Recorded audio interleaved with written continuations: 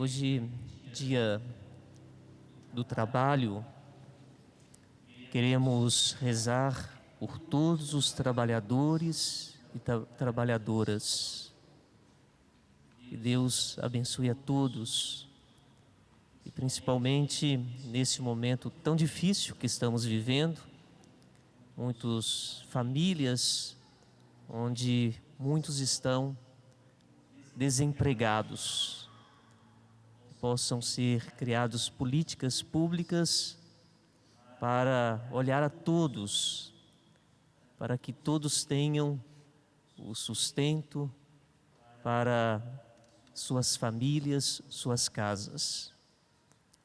Estamos reunidos celebrando o terceiro domingo da ressurreição. Jesus, Ele quer fortalecer a fé dos seus discípulos. Por isso, Jesus ressuscitado, com seu corpo glorificado, Ele vai animando aqueles que caminharam com Ele. Se na semana passada nós ouvimos Jesus fortalecendo a fé de Tomé, hoje nós ouvimos o relato do Evangelho. Jesus vai fortalecer a fé de Pedro. Os discípulos voltaram para o mar da Galileia. Assim como eles ouviram, está no Evangelho de Mateus, Ele vos precede na Galileia. E eles eram pescadores inicialmente. É no mar da Galileia que tudo tinha começado. Às vezes é necessário voltar às origens, às fontes, refontalizar o momento em que sentimos o nosso coração bater mais forte no encontro com Jesus. Por isso, no mar da Galileia, Pedro, sempre ele, toma a iniciativa. Eu vou pescar. E os outros discípulos foram com ele. Era noite. A noite é sempre um lugar do desconhecido. O mar também é o lugar do desconhecido. E naquela noite nada apanharam. Talvez eles tenham esquecido daquilo que Jesus havia falado a eles: sem mim nada podeis fazer. E Jesus, Ele está à margem, e Ele que diz àqueles pescadores que nada tinham apanhado: moços, tendes alguma coisa para comer? Como não tinham apanhado nada, responderam: não. E Jesus lhes disse: lançai a rede à direita da barca e achareis. Mais uma vez, ali Pedro é desafiado a lançar as redes. E eles apanharam uma tamanha quantidade de peixes. O evangelista chega a nomear 153 peixes. São Jerônimo vai dizer: no mar da Galileia foi catalogado 153 tipos de peixes. Isso tem um significado importante para que o evangelista João colocasse no seu evangelho: a universalidade da pesca, a universalidade da igreja de apanhar todos os tipos de peixe, e ao mesmo tempo fazer com que a rede não se rompesse. A igreja é o lugar de abrigo de todos, é o lugar de todos. Ninguém pode ficar do lado de fora. Mas sobre a orientação de Pedro, a igreja deve ser o lugar onde nós devemos buscar a unidade. Mas quando Jesus diz, lançai as redes, o discípulo amado reconhece imediatamente a voz de Jesus. E ele diz a Pedro, é o Senhor. Às vezes nós precisamos de algumas pessoas do nosso lado. Feliz de Pedro que tinha o discípulo amado do seu lado. Às vezes nós precisamos de alguém que nos diz, é Jesus que está perto de você, é Jesus que está junto de você. Por isso, quando o discípulo amado diz a Pedro, é Jesus, Pedro, ele vai ao encontro do Senhor. Ele nada correndo em direção a Jesus. Vestiu a roupa, pois estava nu, e atirou-se ao mar. Não era mais fácil nadar sem roupas?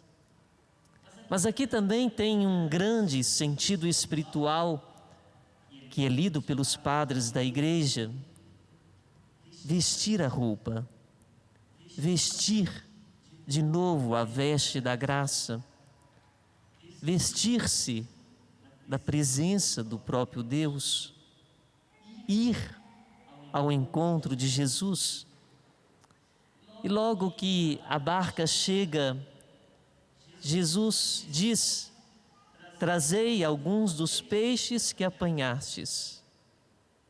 E Pedro arrasta a rede para a terra. Mas Jesus já tinha preparado uma fogueira com brasas, com peixes, com pães. E aqui está o sentido do que nós estamos celebrando, a Eucaristia. Jesus prepara para nós a mesa. Jesus é Ele o alimento, é Ele que alimenta a nossa fome dos céus, a nossa fome do reino celeste, a nossa fome de Deus. João diz, essa foi a terceira vez que Jesus, ressuscitado dos mortos, apareceu aos discípulos. E depois de comerem, começa um segundo momento significativo, onde Jesus reanima a Pedro. Jesus pergunta a Pedro, Simão, filho de João, tu me amas mais do que estes? Em um determinado momento, em algumas situações da nossa vida, nós teremos que responder, se amamos a Jesus mais do que tudo, se amamos a Jesus em primeiro lugar, se Jesus é o Senhor de tudo da nossa existência e da nossa vida. Mas Jesus pergunta, Simão, o chama por o seu nome, tu me amas mais do que estes? Pedro responde, sim, Senhor, tu sabes que eu te amo. E Jesus disse, apacenta os meus cordeiros. Mas ele diz novamente, Simão, tu me amas? E Pedro diz, sim, Senhor, tu sabes que eu te amo. E Jesus diz, apacenta as minhas ovelhas. E pela terceira vez, perguntou a Pedro, Simão, filho de João, tu me amas? E nesse momento, o rosto de Pedro fica triste. No grego, o texto original que foi escrito, esta perícope, nos diz 3 palavras para expressar o que significa amor. Ágape, que é um amor oblativo, incondicional, um amor sem interesses. Filia, que é um amor de amigo, um amor de amizade. E eros, que é um amor dos sentidos. Como eu posso dizer, eu gosto de uma determinada tipo de marca de sorvetes, porque envolve os sentidos. As 2 primeiras perguntas que Jesus fez a Pedro está: Pedro, tu me amas com amor oblativo, sem interesses, um amor que é capaz de entregar tudo, agapó? E Pedro responde a Jesus: eu o amo com amor de amigo. Por isso, Jesus continua insistindo. E diante dessa insistência, Pedro se lembra, num determinado momento da sua história, que ele diz a Jesus: eu te amo, até um amor extremado, até o limite que for necessário. Mas no momento em que Jesus estava sendo julgado, onde ele foi reconhecido como um deles, Pedro nega Jesus. Neste momento em que o rosto de Pedro fica triste, ele deve ter se lembrado: sim, um dia eu disse ao Senhor que eu o amava, mas não fui capaz de ir com ele até as últimas consequências. Por isso Jesus, ele vai se adaptar ao amor de Pedro. Ele vai dizer na 3ª vez: Pedro, você gosta de mim? E Pedro vai responder: sim, Senhor, tu sabes que eu te amo. É Jesus que se adapta ao amor de Pedro. Mas Jesus conhece tudo, conhece todas as coisas.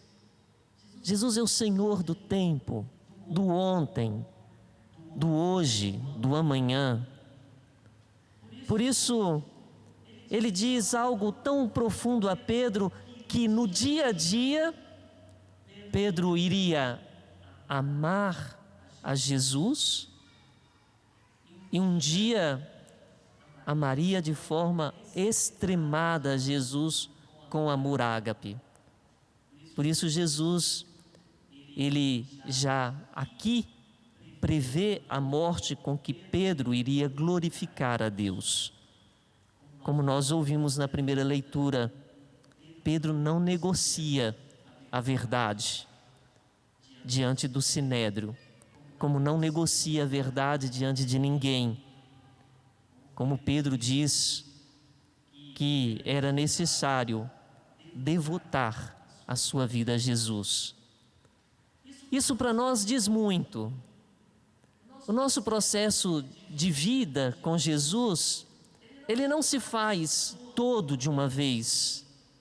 O nosso processo de conversão, ele não se dá todo de uma vez.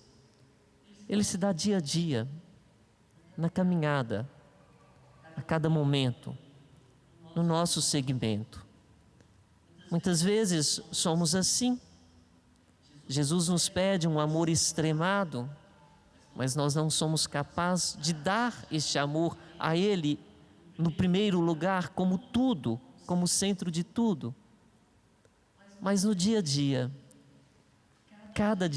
a cada momento, nós vamos entregando a Ele tudo, até que um dia nós damos a Ele o centro de tudo o centro da nossa vida. Reconhecemos que Ele é o Senhor de tudo. Jesus é o Senhor da minha vida, Jesus é o Senhor da minha família, Jesus é o Senhor de todas as situações das quais eu vivo. E nós vamos reconhecendo isso.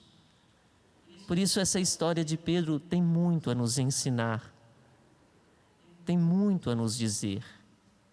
Que nesse terceiro domingo e essa terceira semana que caminhamos, essa terceira aparição de Jesus, ela aumente em nós, no nosso coração, a fé. E esse momento em que estamos reunidos para celebrar a Eucaristia, nos dê a esperança de que nós não estamos sozinhos. Jesus está aqui presente junto a nós.